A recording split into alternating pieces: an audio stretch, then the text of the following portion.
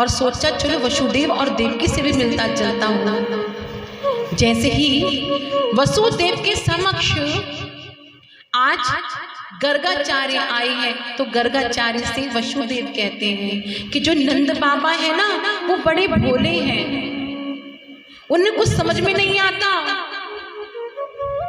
आप वहां जाकर के मेरे बालक का नामकरण संस्कार करो। गर्गाचार्य उनकी भावना को समझ गए और आज कहां गए हैं? गोकुल नंद बाबा के पास। और नंद बाबा के समक्ष गए हैं और कहते हैं मैंने सुना है तुम्हारे घर में लाला हुआ है, तो सोचा दर्शन करने चला आता हूं। क्या तुमने अपने बालक का नामकरण संस्कार कर दिया? अरे बाबा ये तो हम भूल ही गए कि बालक का नामकरण संस्कार भी करना है। बहुत अच्छा किया गर्गाचार्य जी तुम यहां आ गए।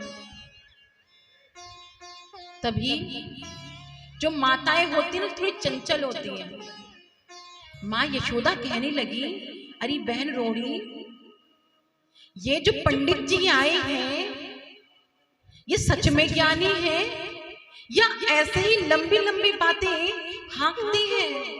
जरा इस बात का ना पता लगाते हैं।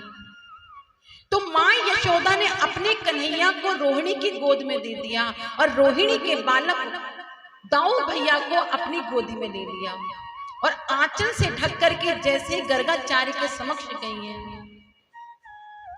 गर्गाचार्य के समक्ष जाकर कहने लगी कि हमारे जो दो बालक है ना इनका तुम नामकरण करो। ये यशोदा का लाला है और ये रोहिणी का लाला है। जैसे ही गर्गाचार्य ने ध्यान लगाया, ध्यानस्थ हुए तो कहने लगे अरे मैयाओं तुम हमको छलने चले, हम तो त्रिकालदर्शी हैं, भूत भविष्य वर्तमान सब जानते हैं। यशोदा जो तेरी गोद में है ये रोहिणी का पुत्र है और जो रोहिणी की गोद में है वो तेरा पुत्र है। मैया यशोदा कहने लगी अरे भैया ये हो ना हो सिद्ध पंडित है, ये तो जान गया कि हमारी गोदी में कौन है। तो मैया कहने लगी आज मेरे लाला का नामकरण संस्कार करो।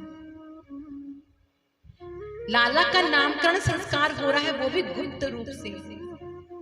गर्गाचार्य ने कहा कि देखो तुम्हारे बालकों पर बार बार संकट आता है, अर्थात तुम्हारे बालक को नजर लगी है, तो इसका नामकरण संस्कार गुप्त